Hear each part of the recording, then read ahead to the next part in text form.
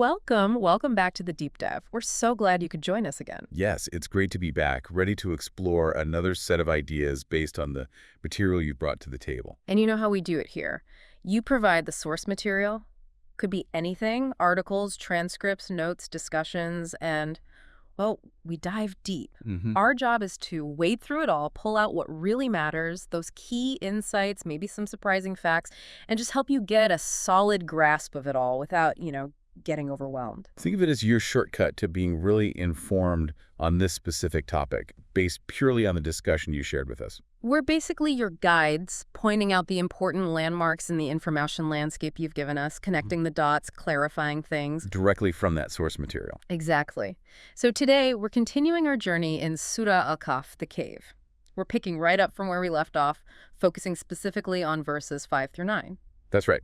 And our guide for this is excerpts from a transcript, a discussion someone had that really unpack these specific verses. And according to that discussion, this section really builds on those foundational first few verses. It does. It gets into some pretty critical themes like the nature of truth, what happens when people make claims without knowing anything. Oh, yeah, that's a big one. Individual responsibility, the real purpose behind all the adornments of the world, and how we should look at divine signs. So our mission today, guide you through this specific source material on verses 5 to 9. We'll highlight the key arguments, the interpretations presented there, link them up, and hopefully make the message feel clear and relevant to you. And remember, everything we talk about today comes only from that source discussion you shared. You'll get a really focused understanding of that specific take on these verses. Okay, before we jump in, just a quick note. If you find these deep dives helpful, if you like this process of us analyzing the material you share and breaking it down like this, We'd be really grateful for your support. The simplest way. Just hit subscribe on whatever platform you're listening on right now. It genuinely helps us keep doing this. it really does. Thanks for considering that. All right, let's get started.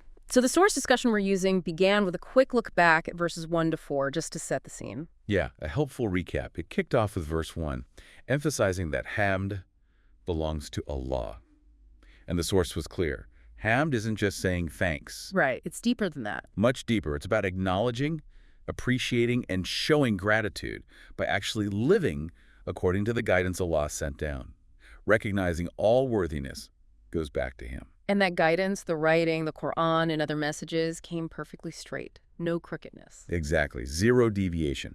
So, true Hamd, the source argued, is about aligning your life with that straight path, living it. An active alignment, not just words, which naturally brought the discussion to that core pairing, Iman and Salih Amel, faith and righteous deeds. Precisely. The source really underlined how often these two appear together in the Quran. Iman, faith, trust, belief, almost always linked with Salih Amel, meaning righteous deeds, sound actions. And the key insight there. That your inner conviction, your Iman, has to show up outwardly. Yeah. It needs to be proven through actions that are genuinely good, sound, constructive. It's not just theoretical. Not at all. The source framed it as a constant test. Our lives, our choices, our daily grind, that's the arena where our Iman is tested. Yeah. And this ties directly into Haqidis. Vakiris. That term popped up quite a bit in the source. What was the emphasis there? The source explained it as basically deserving something based on your actions, earning it. Yeah. Rewards, consequences, they aren't just handed out randomly. You earn them. Makes sense. Cause and effect, based on deeds. Right. Act righteously, you earn a good outcome. Act destructively, you earn. Well, the opposite. It's divine justice based on what you do. Yeah. And the source stressed, if you're steadfast in Salih Amel, you're guaranteed a good future here and hereafter. That promise is rooted in Haqidis. So your path is paved by your actions. Earned. The discussion also touched on eternal ebedi. Yes, verses 3 and 4. Both rewards and punishments are described as ongoing, continuous. But the source's take wasn't just about infinite time. It was about a state that continues itself. A self-perpetuating state. How so? Well, living by Akal, your intellect, your reason, and by Yasa, divine law, the principles Allah set leads to a state of continuous happiness. It's like being in tune, creating ongoing good results. Okay. But ignoring reason and divine law, living against the grain, that leads to a state of continuous difficulty or torment. It's a negative feedback loop caused by being out of sync with reality and guidance. That's a fascinating way to think about eternal, not just duration, but the quality of the state itself. And the recap wrapped up with verse 4, the warning. It did. Verse 4 warns those claiming Allah has a child. The source discussion really hammered this point home. Allah is absolutely self-sufficient. Ghani.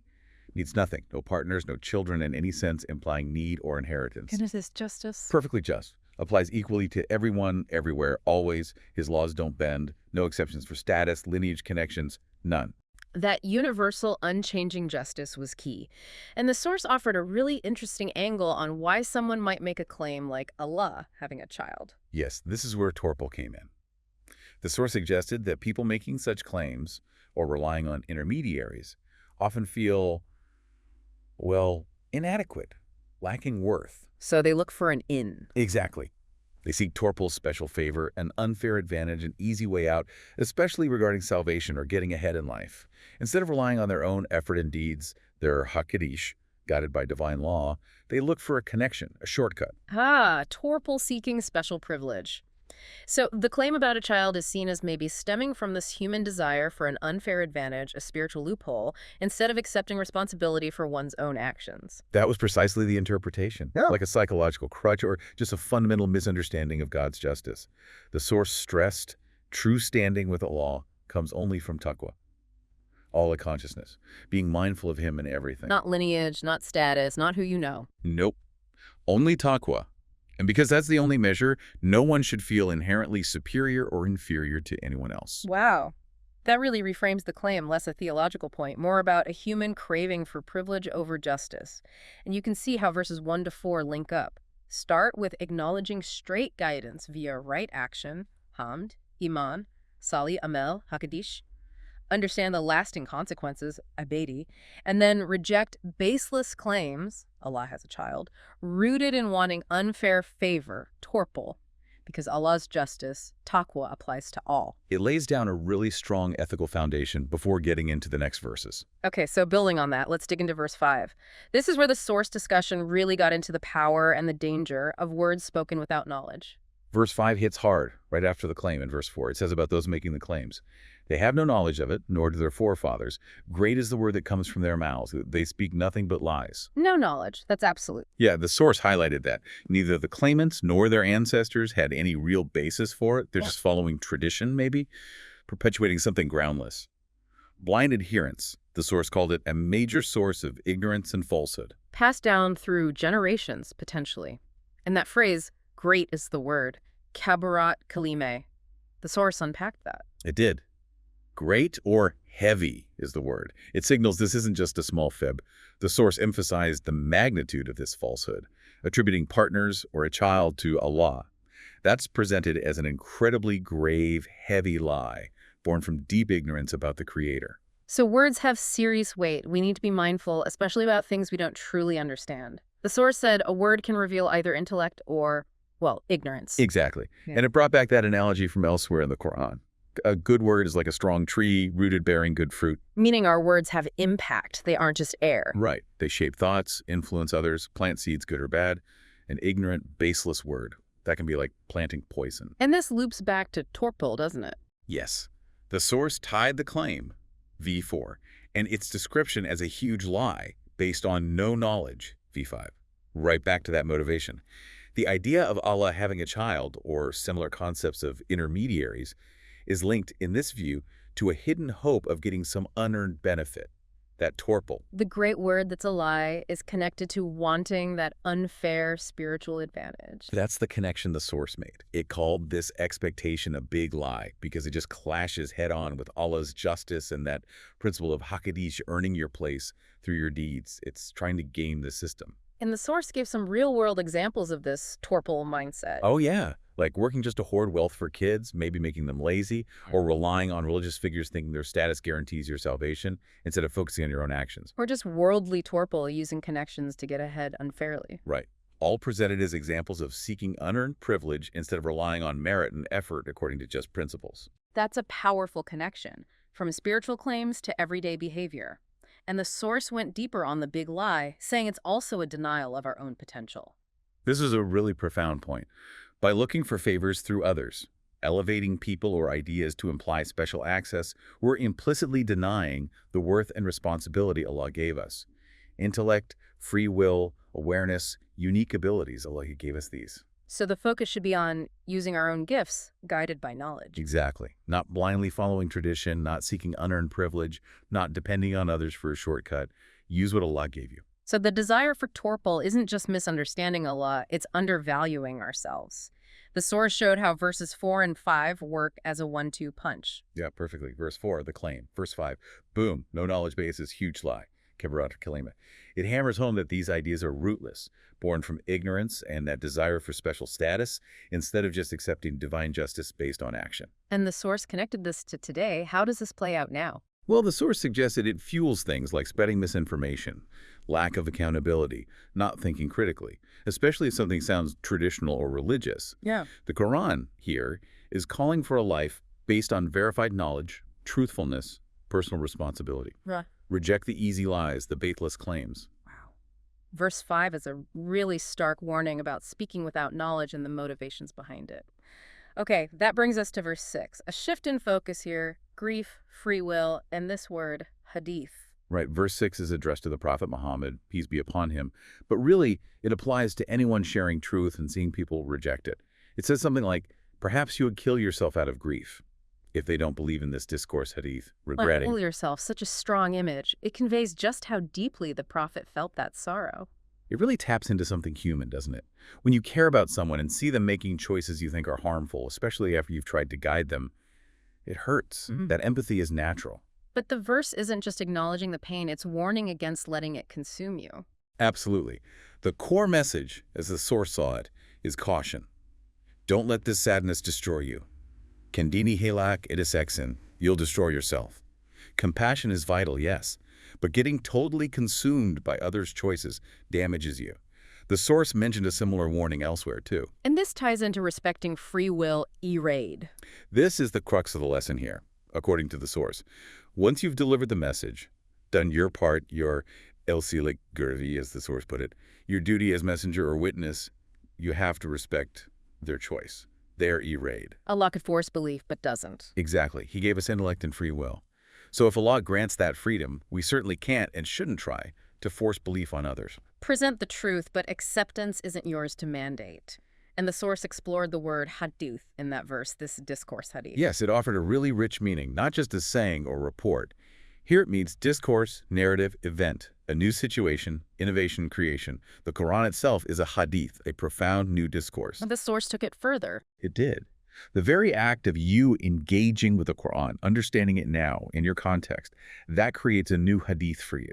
It reveals new meanings, presents a new reality, and demands a new response from you right here, right now. That's dynamic. Engaging isn't passive. It creates something new that demands a reaction. And people often resist this new hadith. The source said yes, because this new understanding challenges old habits, traditions, ego, comfort zones, maybe even vested interests. It demands change, responsibility. It pushes you. Many aren't ready for that. Which brings it back to faith being personal. Exactly. The source stated firmly, Iman beri selder, faith is individual. You can't believe for someone else. We can never truly know their inner world, their history, their struggles. Our job, verse 6 implies, is to share the message, live the truth, be an example, the response. That's theirs. And the source connected this to Allah's plan, humans as stewards with free will. Right. Allah knew giving free will meant different choices. So getting overly distressed about others' choices kind of misses the wisdom in that grant of freedom. It also implies we have power over hearts that only Allah has. Like that phrase the source used. If you, Allah, don't make them love it, I, the messenger individual, cannot make them love it. Our focus has to be on our own path, our own duty, accepting the outcome is in Allah's hands and the individual's choice. So verse 6 teaches healthy boundaries, personal responsibility, respecting free will, managing our own grief without self-destruction. Crucial stuff. It's a tough balance, but essential. Definitely. Okay, verses 7 and 8. Powerful imagery here, Earth's beauty as an adornment, and then barrenness. Yeah, verse 7. Indeed, we have made that which is on the earth its adornment, ziynet, to test them, to see which of them is best indeed, asanu amala. And verse 8. And indeed, we will make that which is upon it a barren ground, Sidon, Jerusa. So ziynet, adornment, beauty. The source said everything on earth is made attractive, beautiful to us. It gains meaning through human perception. Exactly. Yeah. Unlike animals, we engage with it complexly. It's an adornment for us. But not just for kicks. There's a purpose stated right there.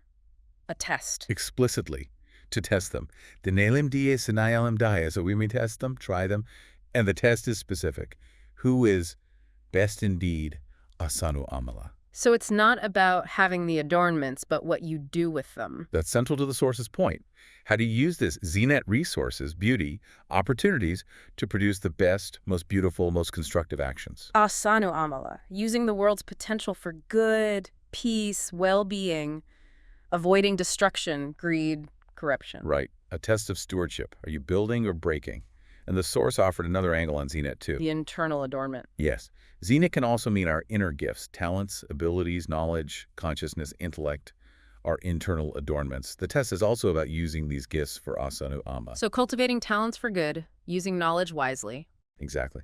And the source talked about the outcome of using or neglecting these internal gifts. Using them leads to fruitfulness, productivity, munbit, the source called it. Fertile. Right. Neglecting them leads to stagnation, becoming dull, curly, or becoming blunted from disuse. Which leads straight to the consequence in verse 8. Yes.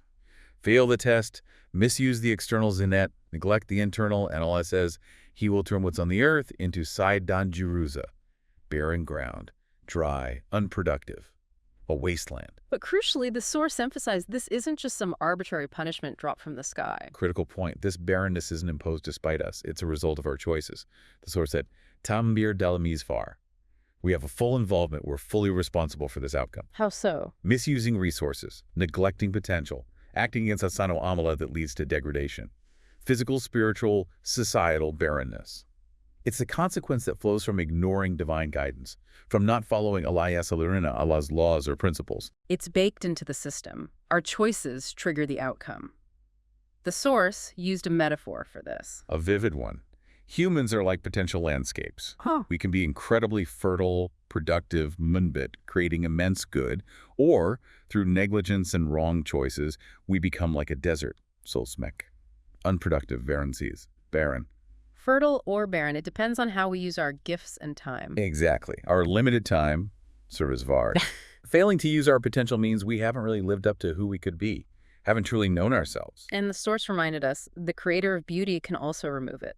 The state of the world, the state of our inner lives, it's tied to our actions, our alignment with principles.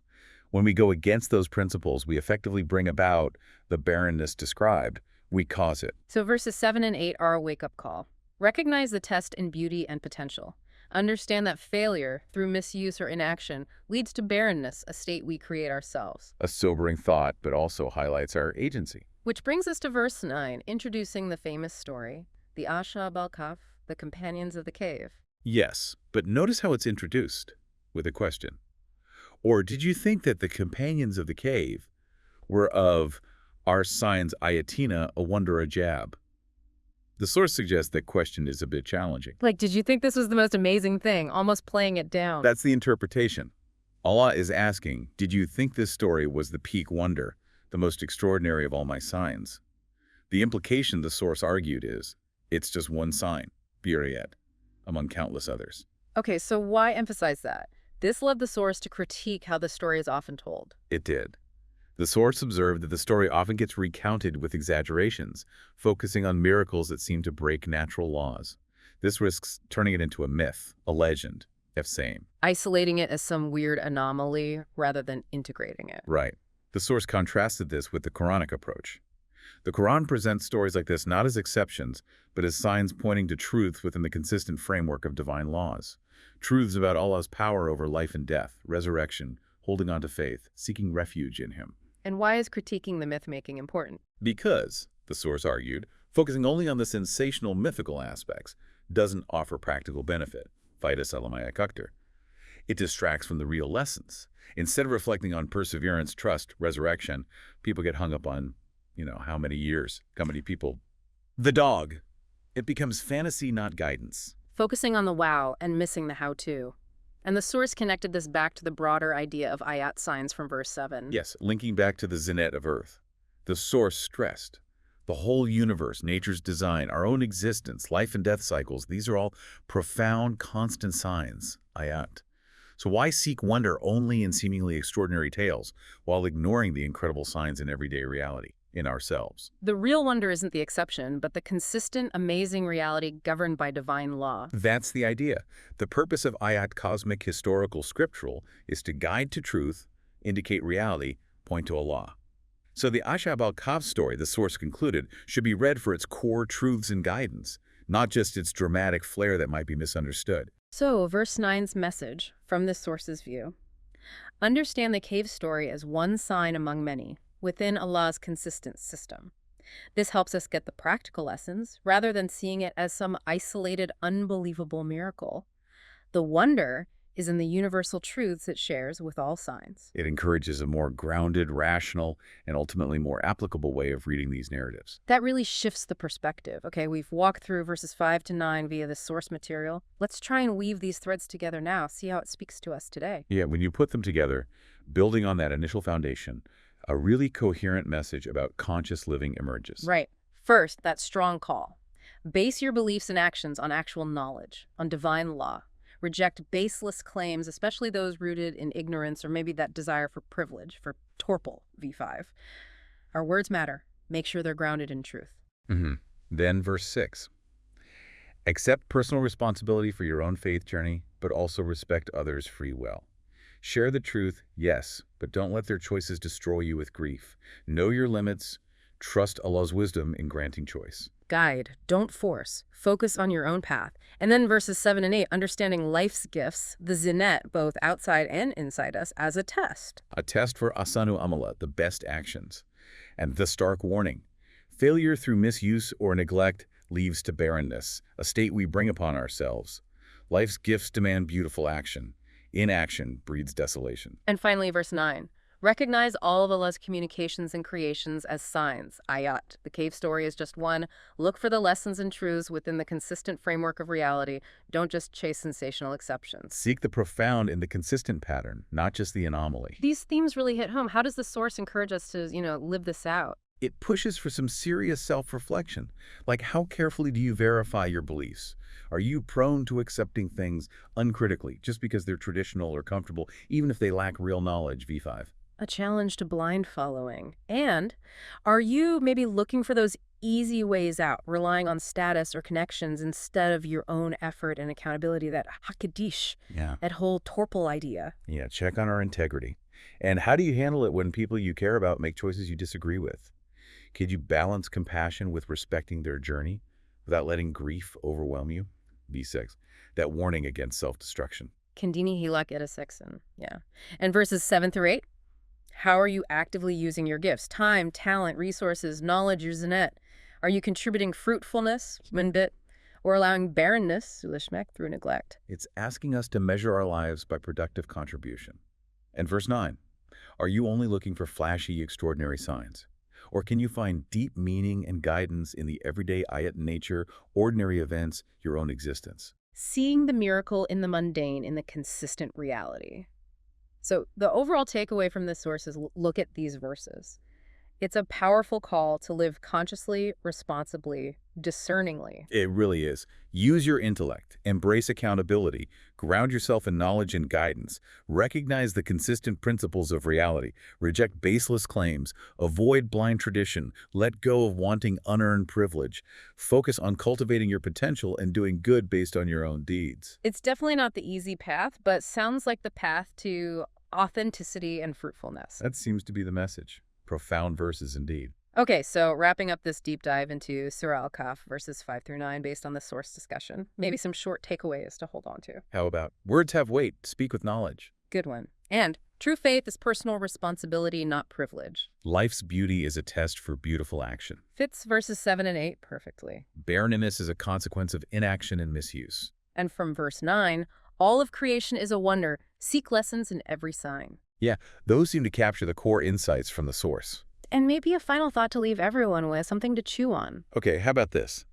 If that barrenness in verse 8 results from neglecting our ziynet and failing the test of beautiful action, what kinds of personal or societal barrenness, maybe apathy, decay, lack of creativity, environmental issues, might we see today as a consequence of prioritizing ease over effort, entitlement over accountability, or maybe comfortable lies over hard truths? Ooh, that's heavy. Or, thinking about verse 9, what seemingly ordinary parts of your daily life, your commute, your body working, a conversation, the weather might actually be profound signs, ayat, just waiting for you to look past the surface and grasp their deeper lessons about reality. Definitely food for thought there. Absolutely. Well, thank you so much for joining us on this deep dive. We really hope exploring the source material on these verses has given you some valuable perspective. It's always a privilege to unpack these ideas together based on the material you bring us. And we hope you'll join us next time for whatever fascinating topic the sources lead us to explore. Until then, take care. And hey, if you did find this valuable, we'd really appreciate your support. Liking this content, subscribing on your platform, it helps us out a lot, and make sure you catch the next deep dive. Thanks again.